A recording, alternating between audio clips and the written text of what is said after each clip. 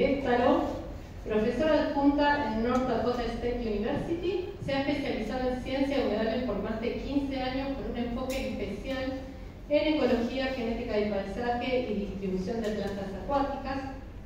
Lobato de Magallanes es líder del grupo de especialistas en ecosistemas humedales de la CEM-IUCN desde 2023.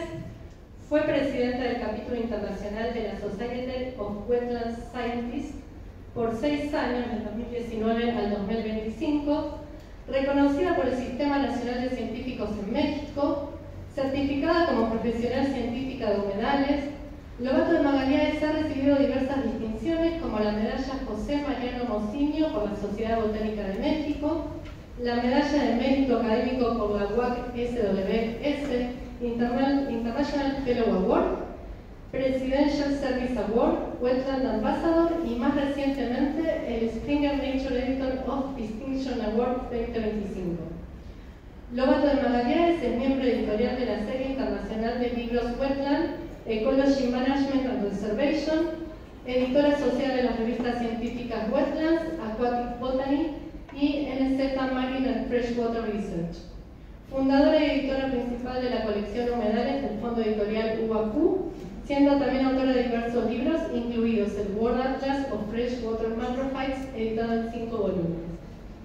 Entonces las dejo con la doctora, que nos va a dar la charla Endemicidad, rareza, especiación de macrófitas acuáticas en el neotrópico y a nivel global. Ok, muchas gracias Carmen y muchas gracias Silvina y todo el equipo de la conferencia. Creo que es como un gran esfuerzo y un gran logro también para Argentina y para Corrientes tener este evento ahí. Hoy les voy a platicar un poco sobre las macrófitas acuáticas, no las plantas acuáticas, y sobre la endemicidad, rareza y especiación de este grupo taxonómico. Bueno, parte de este trabajo se debe como a un grupo global que tenemos, es una red colaborativa científica, donde hay personas de casi todos los continentes y de muchos países que han colaborado. Este grupo es liderado por el doctor Kevin Murphy, que es un científico botánico acuático, ¿no? Trabaja con plantas acuáticas desde hace muchísimas décadas, ahora ya es retirado, es un investigador de Glasgow en Escocia.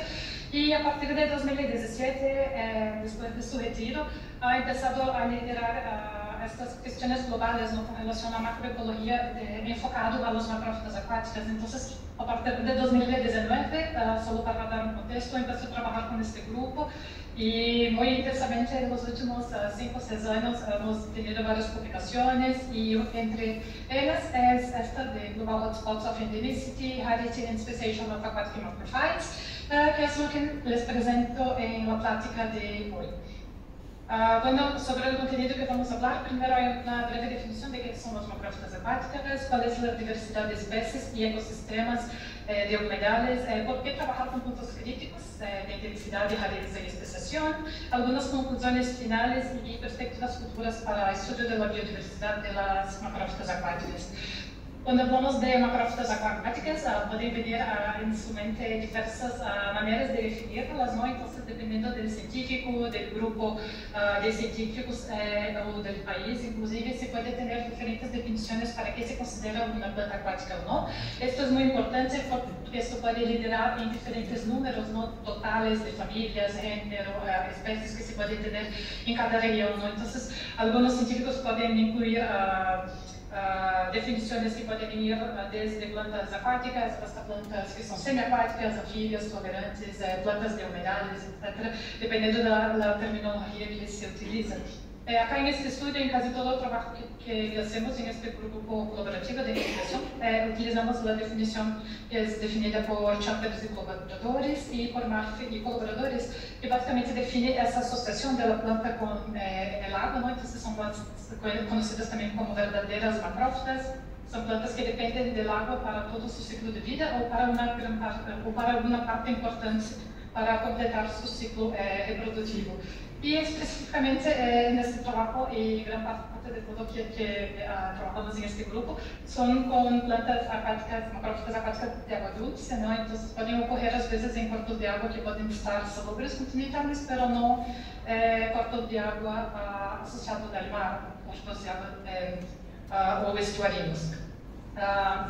Trabajamos también con diferentes formas de vida, no siempre las plantas acuáticas, las macrófitas acuáticas tienen diferentes formas de vida, y también ahí entra en juego otras diferencias que se pueden tener, sobre todo con relación a diferentes países, es la definición de cuáles son las formas de vida, ¿no? Entonces, por ejemplo, nosotros utilizamos la definición de Scutorpi, que engloba 4 formas de vida: las emergentes, enraizadas, como las flotantes, plantas sumergidas, que pueden ser tanto enraizadas sumergidas o libres sumergidas, y las libres flotadoras. Algunos científicos pueden trabajar con otras definiciones de forma de vida que pueden incluir más clases, pueden incluir formas de vida anfibia, etc.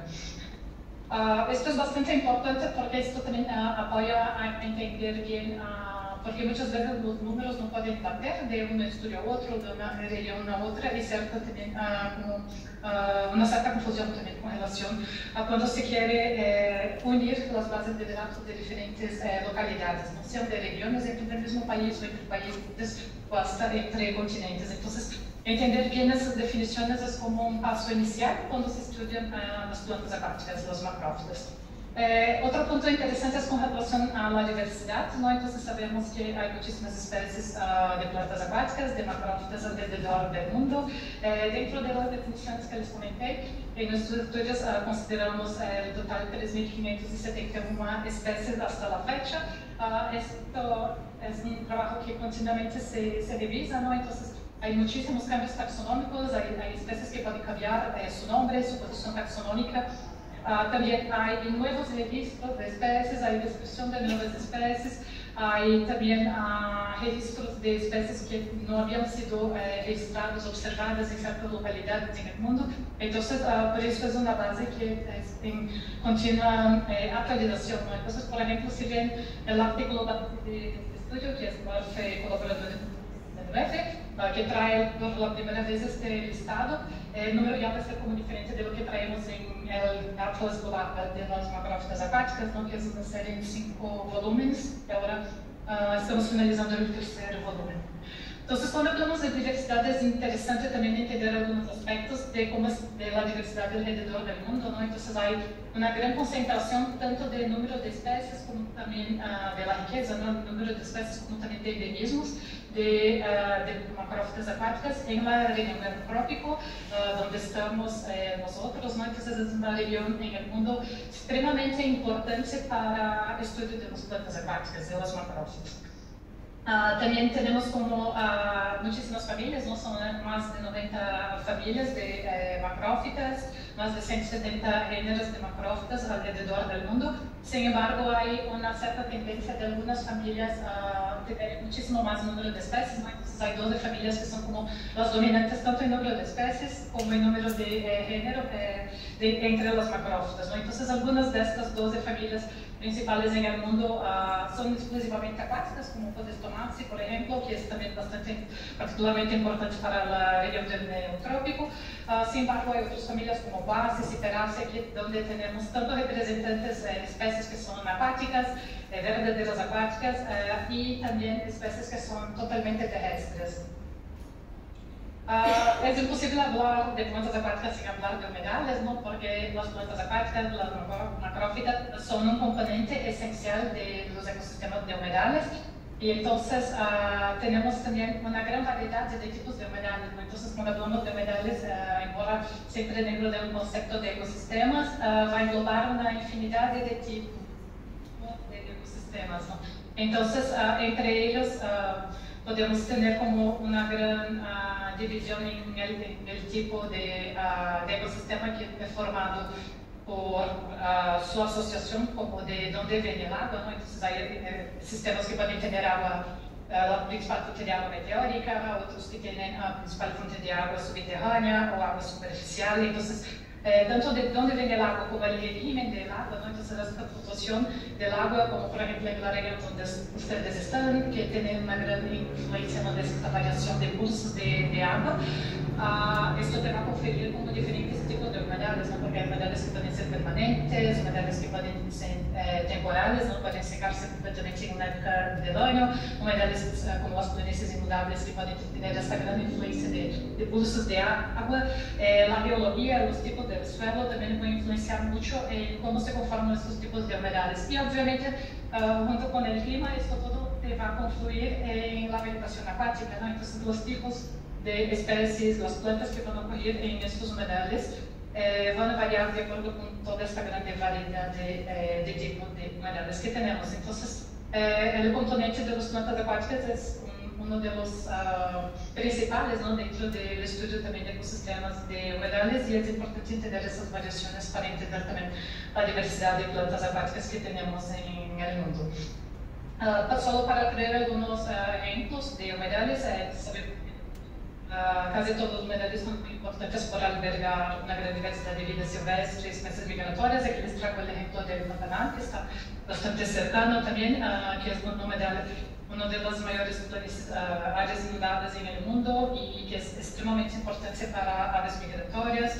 Otros ejemplos pueden ser humedales herbáceos o también humedales arbóreos, humedales que pueden estar asociados de agua dulce, pero que también pueden estar asociados a ambiente salino, como el ejemplo de Great Salt Lake, las turberas, que son humedales muchas veces asociados a tierras altas, sin embargo también pueden ocurrir también en tierras no tan altas, y que son extremadamente importantes en la conservación, en la retención de carbono, ¿no? Porque tienen esta capacidad de retener de manera muy lenta, pero de manera infinita, retener carbono dentro del ecosistema, y son bastante peculiares en el mundo. Los humedales que son pequeños también y temporales, como ejemplo de los vernal pools, que se conocen mucho en California, por ejemplo, pero que también ocurren en muchos otros lugares, en el centro de México, en todas las tierras altas de México hay muchísimos de estos humedales temporales. Son extremadamente importantes para la manutención de la vida, porque forman como conectores del paisaje, ¿no? Entonces no solamente para las especies acuáticas, pero también para especies terrestres. Y son bastante efímeros, no pueden estar durante el año como con muy poco tiempo a lo largo del año con vida, ¿no? Con agua y floreciendo. Entonces todas las especies tienen que crear un montón de estrategias para sobrevivir a las próximas temporadas. Cabe mencionar también que cada vez más se ha reconocido la importancia de los humedales construidos, entonces no necesariamente un humedal artificial, por ejemplo, grandes presas, como pueden ver en el ejemplo en esta foto, son tipo como el malo, como el vilano en el paisaje, ¿no? Entonces los humedales construidos son también muy importantes para la manutención de la biodiversidad a pequeñas escalas y a largas escalas.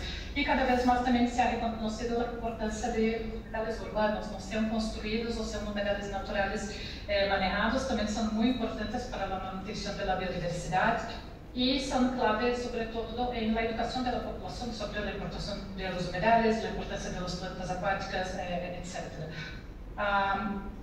Con esto se ha ganado cada vez más atención con relación a la construcción de parques urbanos, parques humedales que llamamos.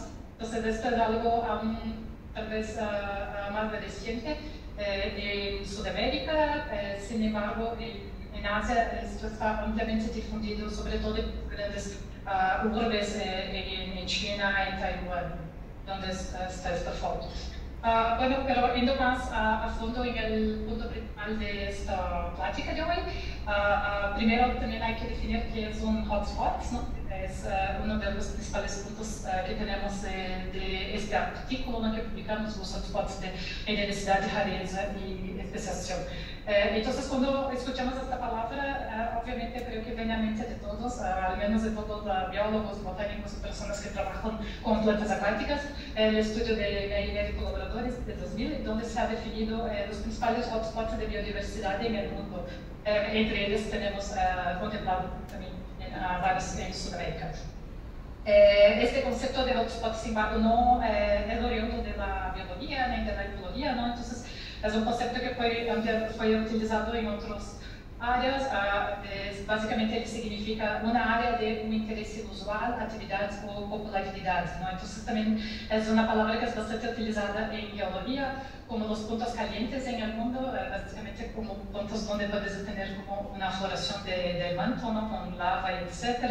También tuvo como utilización militar y por ahí va, hay como diversas utilizaciones de esta palabra. Nosotros particularmente estamos interesados en entender cuáles eran estos puntos importantes de un usual interés para plantas endémicas, entre las plantas acuáticas, las macrófitas, y también puntos de rareza y qué puntos en el mundo podríamos tener aspectos especiales con relación a la especiación de las plantas acuáticas. Entonces, difiere un poco del abordaje que tienen ahí colaboradores en esta publicación de los hotspots de biodiversidad. Primero, porque Meyer considera todos los grupos taxonómicos, ¿no? Entonces, de plantas, animales, etc., toda vida, ¿no? Toda biodiversidad, no solamente nuestros estudios enfocados en plantas acuáticas. Otro punto relevante es que también enfocado en la biodiversidad con respecto al número de especies, ¿no? La riqueza de especies que se tiene. Sin embargo, nosotros nos enfocamos mucho en las especies, puntos donde se puede haber concentración de especies endémicas, especies de plantas acuáticas endémicas y también especies de plantas acuáticas raras. Pero porque nos interesó trabajar con los puntos críticos, ¿no? Los hotspots de diversidad, rareza y especiación. Esto viene básicamente de un otro estudio que hicimos, de una publicación anterior, donde lo pueden ver, que habla de los vectores naturales y humanos para la distribución global de las plantas acuáticas. Entonces, básicamente en este artículo lo que vemos es cómo las plantas pudieron salir de un punto en la Tierra y ir para otro, básicamente viendo su distribución en términos de ecozonas, su distribución, cómo se desplazan de un sitio a otro. Sin embargo, en este otro artículo que fue publicado el año pasado de los hotspots, lo que vemos es por qué las especies no salieron, ¿no? Entonces, ¿cuáles son las explicaciones de por qué se forman en ciertas regiones del mundo esta concentración de plantas endémicas, plantas acuáticas endémicas y raras? Tenemos como 4 hipótesis. Primero queremos entender cuáles son los patrones para endemismo y rareza en las plantas acuáticas, si ellos eran similares para endemismo y para rareza. También queremos entender los hotspots de diversidad filogenética y si podemos tener una asociación con puntos en el mundo, no hotspots para grande diversificación de especies, si eso estaba asociado con condiciones adversas, que pueden ser, como por ejemplo, clima severo, ¿no? Lugares donde pueden ser demasiado secos, o demasiado calientes, o demasiado altos, o con latitudes extremas. Otro aspecto vinculado, ¿no? A entender esos puntos críticos para la especiación, que está vinculado primero a entender cómo se diversificaron las especies de plantas acuáticas, ¿no? Entonces queremos entender cuáles eran los patrones cuáles eran los patrones de diversificación a lo largo del tiempo, ¿no? Entonces teníamos una hipótesis inicial de que esto era como bastante reciente, ¿no? Que gran parte de la diversificación de las plantas acuáticas eran recientes. Y finalmente eso todo estaba vinculado con los vectores de dispersión a larga distancia que podrían apoyarnos a explicar por qué se forman estos hotspots de especies de especiación, de rareza y endemismo. Entonces, acá parte de los resultados, tenemos dentro del pool global de las plantas acuáticas alrededor de 70% de todas las especies son consideradas endémicas, de al menos una gran ecozona en el mundo. Entonces, esto dato es como también bastante interesante porque tenemos un conocimiento general de que las plantas acuáticas, que las macrófitas son de amplia distribución, están por todos lados, y etc. Sin embargo, cuando vemos los datos de crudo, analizando especie por especie, su distribución, lo que vemos es que hay un grado de endemismo bastante alto.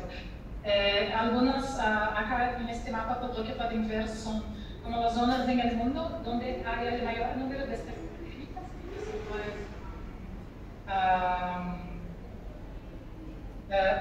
no asociado con la riqueza y sí ya con el endemismo. Entonces vemos una coincidencia con el propio, como además tener el mayor número de especies, tenemos el mayor número número de especies endémicas. Sin embargo, también hay otras regiones en el mundo donde sí hay una concentración mayor de endemismos en las macrófitas.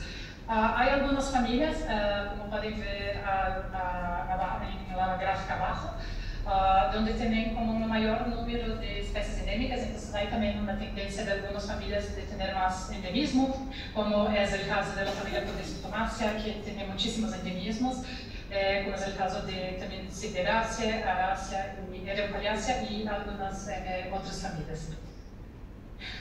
Otro aspecto que observamos también con relación al endemismo de las plantas acuáticas es con relación a ciertos géneros de las plantas acuáticas que podían tener un mayor número de especies endémicas. Por ejemplo, lo que pueden ver en este mapa y en la gráfica no son exactamente el número de especies que ocurren en la región, pero en la distribución del género no en el mundo, por ejemplo, pero sí solamente de las especies endémicas dentro de este género. Entonces, dentro de los más de 170 géneros de plantas acuáticas que ocurren en el mundo, hay una concentración hay un destaque de 26 géneros, que son los que están en esta tabla arriba, donde se tienen un mayor número, una mayor concentración de especies endémicas, ¿no? Entonces son como tipo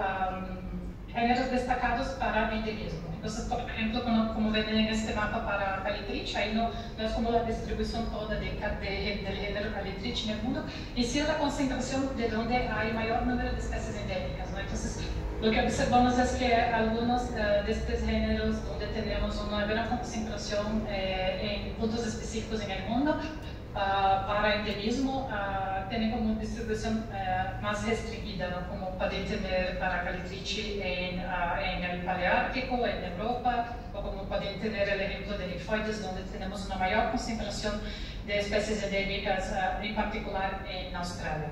Entonces, este tipo de resultado es bastante relevante y obviamente más en detalle para los otros géneros, todos los mapas están en la publicación que les mencioné, pero son datos bastante relevantes en términos de políticas públicas para conservación, ¿no? Entonces, por ejemplo, si queremos establecer políticas públicas para conservación de linfoides, tal vez o para especies raras dentro de las plantas acuáticas, podríamos tener como atención especial a esta región en Australia, solo como un ejemplo. Con respecto a la raridad, es interesante también observar que siempre hay como una cierta tendencia a confundir las especies también endémicas con las raras, entonces no necesariamente toda especie endémica es rara, la mayoría no lo es.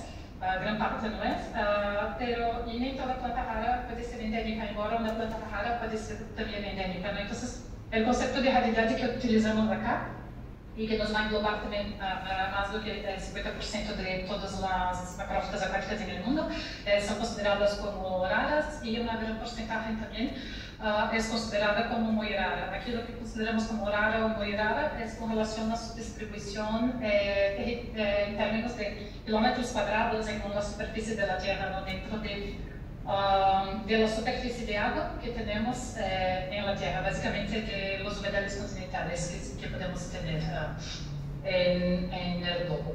Entonces, cuando tenemos como una distribución entre toda la superficie de agua que se conoce de agua dulce, ¿no? En la Tierra, podemos considerar que si ocurre en al menos 5%, no máximo 5% de esta superficie, la consideramos como una distribución rara en nuestro concepto. Entonces, esto significa que la planta puede hasta inclusive ocurrir en algunas especies acontecer, puede estar en más de un continente o en más de una ecozona, y aún así, entonces, ella no es endémica, pero sí es rara, tiene una distribución muy rara. Acá también es importante destacar parte de los resultados, donde también podemos observar que cuando vamos más a fondo en la concentración en la Tierra para las plantas raras, observamos que ciertas regiones en el mundo pueden ser más relevantes para eso, como es el caso del Oriente, como es el caso de Australia y, por ejemplo, Tierra de Fuego, ¿no? El sur de Sudamérica. Con respecto a la especiación y la diversidad filogenética, obviamente para hablar de los hotspots de especiación, primero tenemos que estudiar la diversidad filogenética entre las macrófitas acuáticas. Entonces, trabajamos con árboles filogenéticos, árboles de referencia para poder reconstruir un árbol filogenético solamente para las macrófitas, para las más de 3.500 macrófitas acuáticas alrededor del mundo. Y observamos también el momento de diversificación de cada especie, ¿no? Obviamente, estos datos también se pueden limitar con lo que se conoce de diversificación de las especies y etcétera, ¿no? Entonces, varias de esas limitaciones también que pueden tener estos resultados y que obviamente se deben ser trabajados también más a detalle futuro, platicamos un poco en la publicación. Un dato bastante relevante que tenemos acá es, porque es el primer dato hablando del momento de diversificación de las especies, ¿no? Entonces lo que observamos es que más del 70% de las macrófitas acuáticas alrededor del mundo tienen una evolución bastante reciente. Cuando hablamos bastante reciente, hablamos que tienen edades inferiores a 10 millones de años. Básicamente se evolucionaron en Pleistoceno, Plioceno y Mioceno tardío. Observamos también que hay una tendencia de especies más antiguas diversificándose en el Paleártico y menos especies más recientes, ¿no? Menos especies antiguas diversificando en la región del trópico y en el Australasia, lo que es bastante relevante también porque son nuestros dos grandes hotspots en el mundo, tanto para endemismos y para raridad. Hay algunas regiones en el mundo donde tienen una diversidad filogenética bastante alta, ¿no? Comparado con el resto del mundo, y hay 3 cuadrículas que tienen como los valores más altos de la diversidad filogenética, que es el Mato Grosso y el Pantanal, la región encerrada entre Brasil y Goiás, y el Alto Paraná en Brasil, junto con parte de Corrientes, donde están ustedes, el norte de Argentina y parte de Paraguay, ¿no? Entonces, no son datos tan sorprendentes cuando pensamos en términos de la riqueza de las especies que tiene esta región, pero también son bastante relevantes porque nos refuerza también algunos aspectos importantes en la conservación de las especies, ¿no? Porque no necesariamente una localidad que tiene un gran número de especies tiene realmente una gran diversidad filogenética, porque la diversidad filogenética está muy relacionada con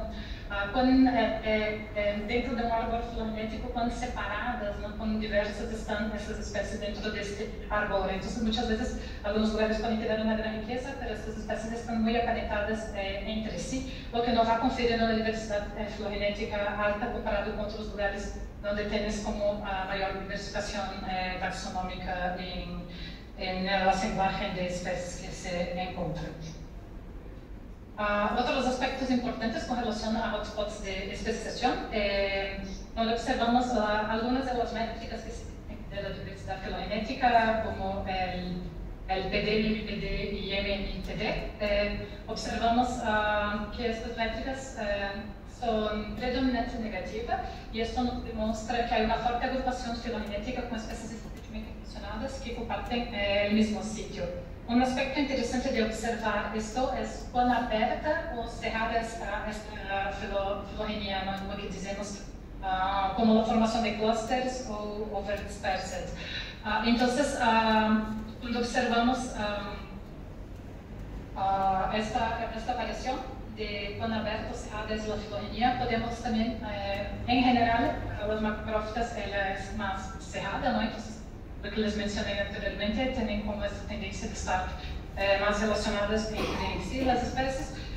Sin embargo, también podemos hacer otra observación, que es que con relación al pasado más reciente, ¿no? Y el pasado más remoto de la diversificación. Entonces, también podemos hacer relaciones con una abierta era en este pasado y se formó más clusters en el presente, y obviamente esto está todo relacionado con la evolución de las especies, especiación, creación de nuevas especies y también extinción de especies. Y puede tener como una relación al contrario, ¿no? Entonces, con esto podemos determinar puntos en el globo donde podemos tener como, que son considerados como museos o como zonas de diversificación. Entonces, básicamente, en la mapa que tienen arriba pueden ver en naranja algunas de las localidades en el mundo donde la diversidad filogenética de las macrófitas acuáticas nos apunta que hubo una gran diversificación, la diversificación más abierta en el pasado. Entonces tienes una mayor diversidad filogenética que es debido a cambios en el pasado, probablemente a procesos geológicos que se pasaron y cambio de clima y geología en este momento, y algunos puntos donde tienes esa diversificación más reciente. Entre ellos podemos observar algunos puntos en Sudamérica, ¿no? Como por ejemplo esta fusión entre Andes Norte y Andes Sur, o como el sur de Sudamérica cerca al sur de Patagonia. También es interesante que gran parte de estos puntos podemos también tener alguna cierta relación con condiciones adversas, que era una de las hipótesis que teníamos en el estudio, como por ejemplo podemos ver como puntos de Gaussian y de zona de diversificación, tanto en regiones que son bastante desérticas, como el desierto de Sahara, o localidades donde puedes tener latitudes bastante altas, como toda región norte en grandes altitudes.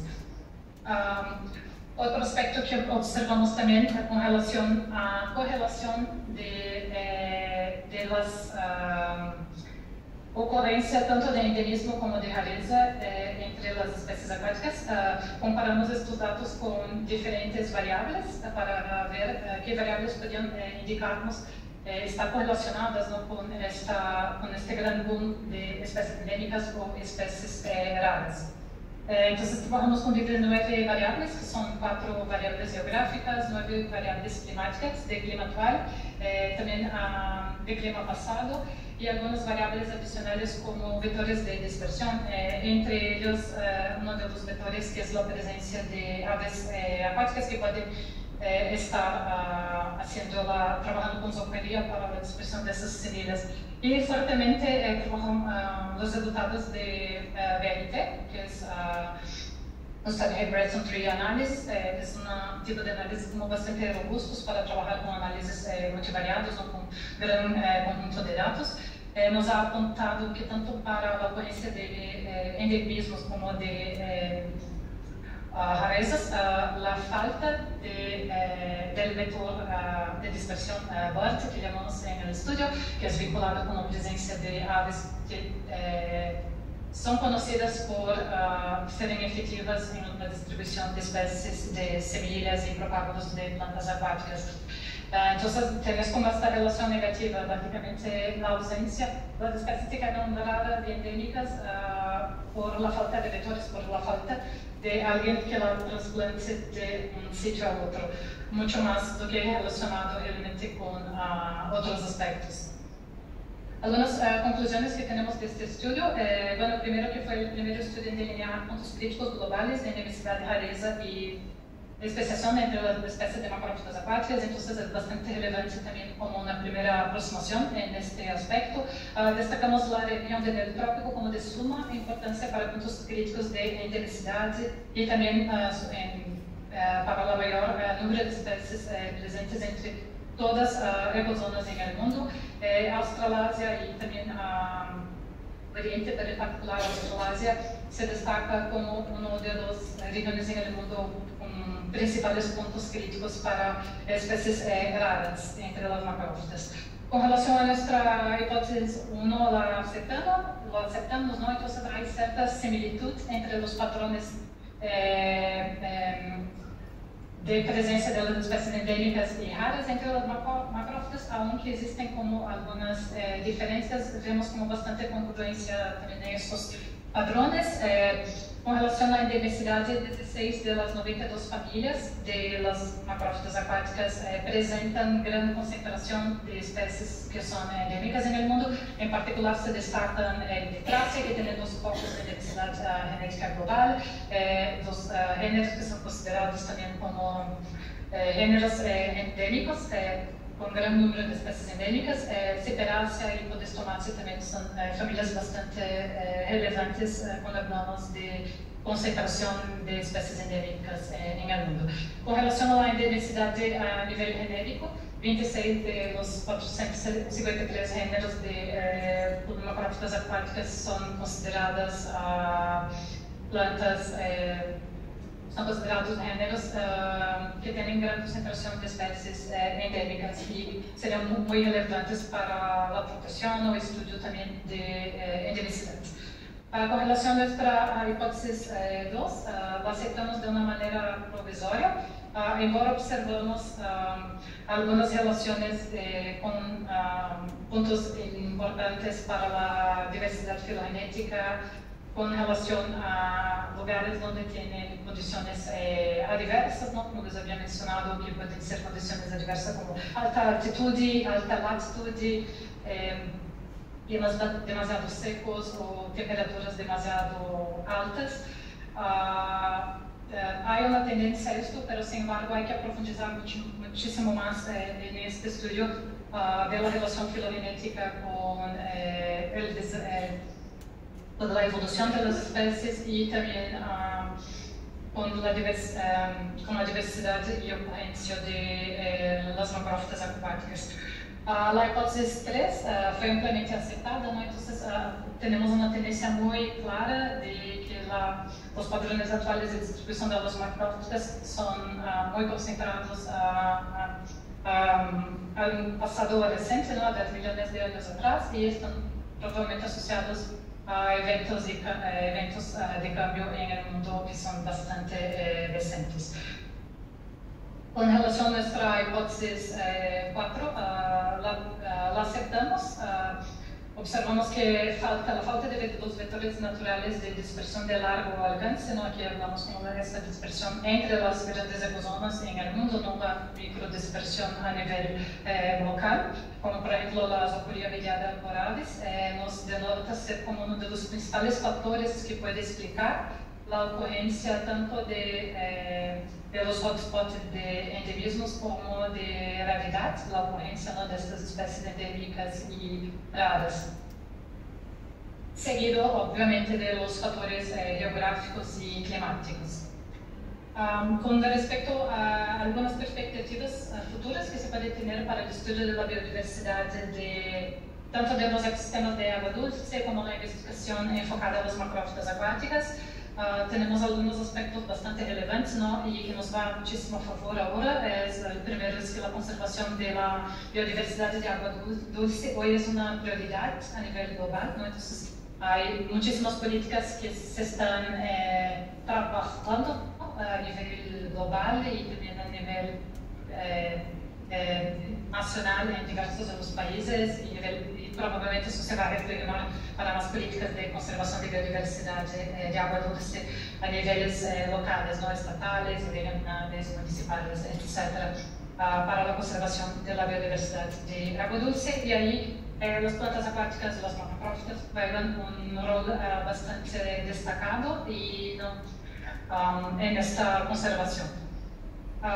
Este tipo de resultados que tenemos acá para los puntos críticos de endemicidad y rareza y especiación de las macrófitas acuáticas es bastante relevante para orientar estas acciones globales para la conservación de la diversidad de macrófitas y también de humedales continentales en todo el mundo. Otro aspecto bastante relevante que va muy asociado también a el mayor reconocimiento de diversidad filogenética, de la especiación de las especies y la evolución de las especies de las macrófitas acuáticas, es la necesidad de más estudios sobre la diversidad genética de las plantas acuáticas y, en particular, el estudio utilizando también el estudio de ADN mental para centrado, ¿no? A entender mejor cuál es esta diversificación de los ecosistemas y poder manejarlos con más efectividad en términos de tener como una conservación que sea exitosa. Un punto relevante con esto es, por ejemplo, cuando hablamos del nivel de plagía de cada una de las especies de macrófitas acuáticas, no tenemos información para todas las especies, o cuando hablamos de la diversidad genética que tiene esa especie, si esa especie está teniendo una erosión genética, etc., hay un conocimiento como bastante limitado aún con respecto a las macrófitas acuáticas. Entonces es una gran área de la ciencia que tiene mucho potencial para expandirse y que puede estar muy alineada, ¿no? Con los propósitos futuros que tenemos en el mundo para la conservación de la biodiversidad de agua dulce. Gracias por asistirme y vemos si tenía alguna pregunta o comentario. Estaré atenta.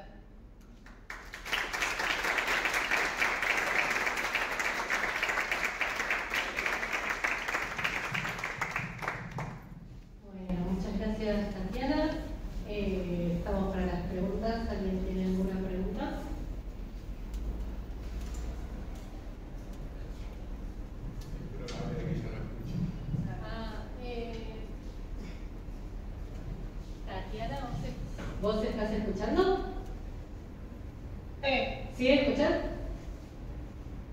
Sí. Bien. Entonces, si hay alguna pregunta que quieran hacer.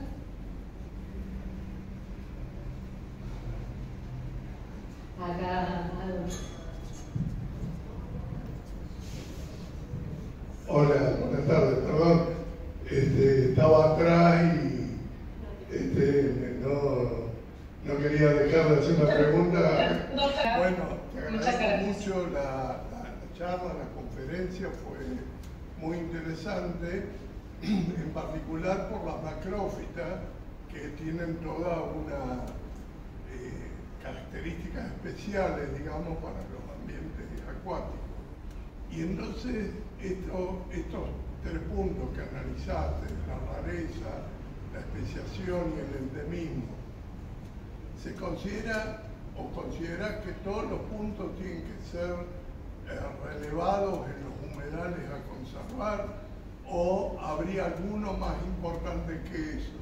Y asociado a eso, si de los hotspots que mencionaste, también, por ejemplo, acá en Argentina hay algunos que llaman más la atención o que aparecen a nivel mundial como más necesarios de protección, habida cuenta de todos los cambios que se están produciendo.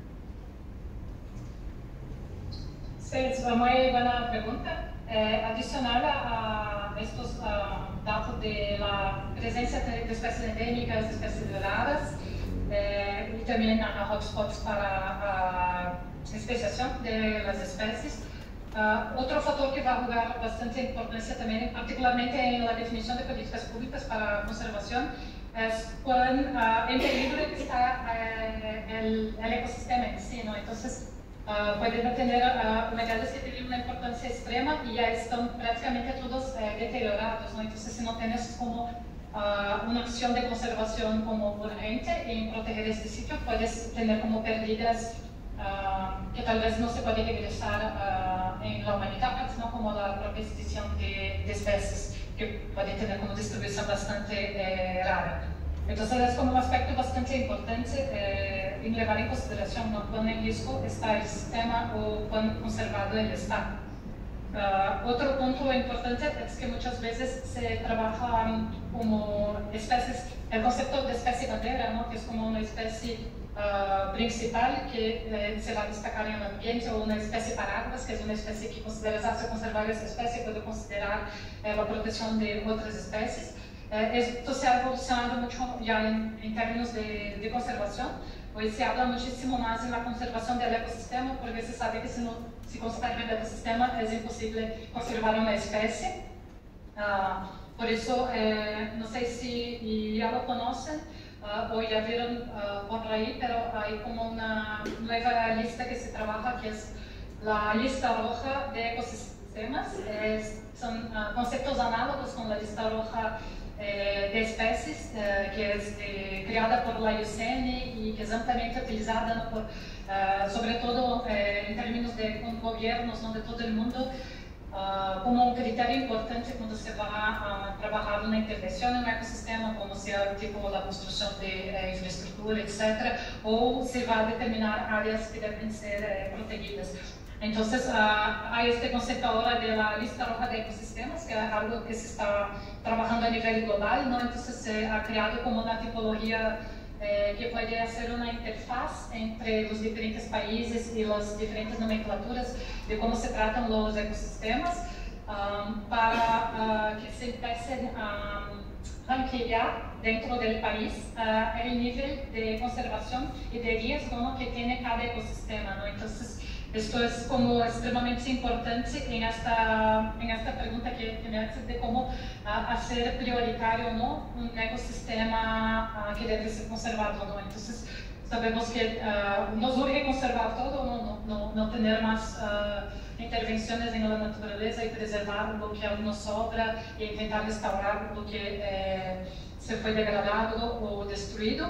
Sin embargo, en una manera pragmática sabemos que en realidad esto no acontece, sino que seguimos degradando como sociedad, no nosotros específicamente, pero todos, ¿no?, como una sociedad en los diferentes niveles lo hacemos. Entonces, esto es una manera como de entender, entonces les invito también a visitar la página de la lista roja de ecosistemas y probablemente yo creo que esto se va a estar trabajando con diferentes países. En Argentina no hubo como este acercamiento donde empezar a rankear los ecosistemas en términos de prioridades para el riesgo de que de extinción o de pérdidas y alteración, etc. En este aspecto, las plantas acuáticas entran como realmente un rol como un aspecto bastante relevante llevar en consideración. Entonces, entender bien qué especies están en cada localidad, en cada humedal, cada cuerpo hídrico, es muy importante también entender qué especies son y si son raras, si son endémicas, qué papel tienen en este ecosistema. Más preguntas, hay que pasar al frente. ¿Sí? Ahí viene otra pregunta. Se va acercando. Va caminando. Va caminando la pregunta. Acá. Bueno, muy interesante la disertación, muchas gracias. Te quería preguntar sobre los patrones de diversidad y bueno, las plantas acuáticas son justamente los grupos más diversos, ¿no? Más diversos en términos de aquellos grupos de angiospermas y angiospermas tanto monocotiledonias como dicotiledonias más evolucionadas, ¿no? O que evolucionaron más recientemente. Y en ese sentido siempre me pregunto que más allá de las adaptaciones anatómicas y fisiológicas que tienen, han sido muy conservativas en términos de los mecanismos de reproducción sexual, ¿no? Siguen teniendo flores, pero hay algunos grupos muy especializados que lograron evolucionar, digamos, sus estructuras de flores y polinización hacia el agua, ¿no? Y esos grupos más recientes, más evolucionados, ¿qué sabemos de sus patrones de diversidad? Gracias por la pregunta. Sí, hay que recordar que las plantas acuáticas primero se diversificaron en el agua, ¿no? Entonces todas las plantas, las angiospermas, por ejemplo, se diversificaron en el agua, entonces desde el agua fueron a la tierra, se adaptaron a la tierra y varias de esas especies regresaron al ambiente acuático.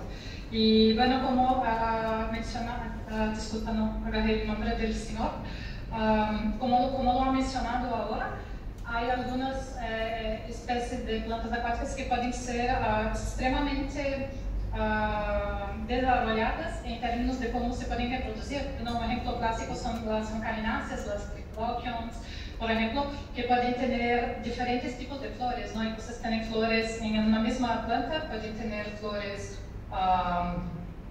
que tienen dos sexos, hermafroditas, o flores masculinas, flores femeninas, y flores que están afuera del agua o flores que están submersas en el agua. Aún son muy pocos estudiados cómo se funciona la reproducción de las plantas bajo el agua. Un estudio bastante relevante es con respecto a plantas acuáticas marinas, ¿no? De Brigitte Van Tausen, que es una investigadora de la UNAM en México.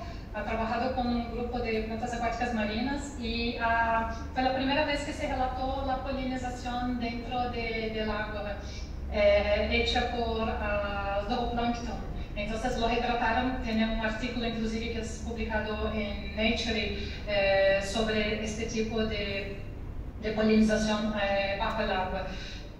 Es bastante interesante, pero bastante poco estudiado en estos mecanismos. Otro aspecto bastante relevante a mencionar en la reproducción es que de una manera tal vez errónea o tal vez por falta de detalle en el estudio de la reproducción de las plantas acuáticas específicamente, es atribuir que todas las plantas acuáticas se reproducen de manera clonal y que esta es la principal manera de reproducción de las plantas acuáticas. Entonces, de una manera general, se habla de esto y se lo toma en cuenta, y esto ha atrapalhado mucho en el interés y el estudio de la reproducción de las plantas acuáticas. Yo creo que son como aspectos bastante relevantes a mencionarse, porque cuando hablamos más a detalle, como lo ha mencionado ahora, como se ha mencionado el señor ahora, hay como muchísima especificidad en esta reproducción y hay que entenderla con más detalle. Dentro de este grupo tenemos gran parte de las macrófitas acuáticas, cuando vemos la forma de vida de las plantas emergentes, por ejemplo, la gran mayor parte de las plantas emergentes tiene su reproducción fuera del agua, ¿no? Entonces tienen gran parte de la parte vegetativa y también la parte reproductiva de la planta va a estar afuera del agua, se emerge y por eso tienen esta forma de vida. Este es un gran grupo de las plantas acuáticas y también otra forma de vida que tienes la forma enraizada con los ojos potentes, que es el ejemplo de las ninfeas, de los ninfoides. También tienen gran parte de su reproducción, la polinización, por ejemplo, fuera del agua, pero cuando el fruto se forma, esto se revierte otra vez dentro del agua. Y muy probablemente la dispersión de estas especies se da también por vectores dentro del agua, ¿no? Entonces, es otro aspecto que aún es como, muy poco retratado.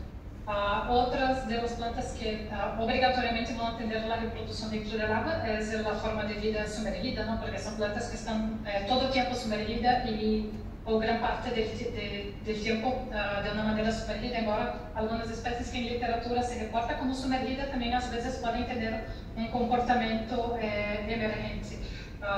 Este grupo de especies va a englobar gran parte, por ejemplo, de las podestomáceas, ¿no? Como, regresando un poco a la pregunta que ha hecho, que es un grupo que es aún también bastante, con mucha necesidad de mayores estudios y retrato de la distribución y que tiene casos muy clásicos de plantas raras, ¿no? Entonces, cuando observamos a detalle la distribución de las podestomáceas, ¿no? De las especies de podestomáceas, vamos a ver, y es algo que pueden ver en el Atlas, tenemos como en el Atlas global de las macrófitas acuáticas de agua dulce, tenemos mapas, el mapa de distribución de cada una de las especies, ¿no? Entonces, cuando llegamos a podestomácea, podemos ver muy claro que hay una distribución muy local para prácticamente todas las especies, ¿no? Entonces, tienen como casos bastante específicos, às vezes, que podem estar solamente em uma curva del río, como é um exemplo em Brasil, onde se ha construído Belo Monte, que é uma das maiores hidrelétricas no mundo, e foi um dos casos mais polêmicos aí, e um dos aspectos considerados era que se destruía esta curva del río, porque desviaram a água e se secou na área, praticamente se vão perder espécies de podestomácea que só existem em esta localidade, ou que só se conhece hasta la fecha el registro destas espécies em esta localidade, ¿no? Então, às vezes, podem ter como casos bastante extremos, e obviamente há várias outras famílias, ¿no? Que têm su reproducción totalmente dentro del agua, muy dependiente del agua y aún muy poco estudiada también, con casos de endemismos y rarezas, porque cuando regresamos a lo que les platiqué anteriormente, más del 70% de las especies de las plantas acuáticas tienen un cierto grado de endemismo, cuando hablamos de endemismo dentro de la zona, y más de 50-60% de las plantas son consideradas con distribución rara en el mundo, ¿no? Entonces, ahí te puedo dar ejemplos de focalmente de especies de prácticamente casi todas las familias de las plantas acuáticas.